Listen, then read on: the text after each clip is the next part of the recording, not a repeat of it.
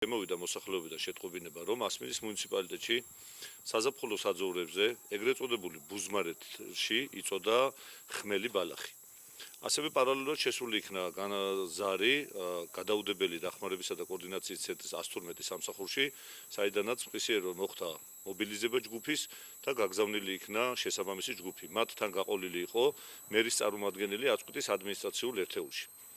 ქონდა მათთან სატელეფონო კავშირი, აღმოჩნდა რომ ნამდვილად ტექნიკისათვის მიუდგომელ ადგილას ეგრეთ წოდებულ ხევში იწოდა ხმელი ბალახი. ხანძრის მასშტაბები არ იყო დიდი, ამიტომ გასულ ჯგუფს არ გასჭირვებია პირველ რიგში ხანძრის ლოკალიზება და შემდგომში გვიან ღამისათვის უკვე ხანძრის სრული ლიკვიდაცია.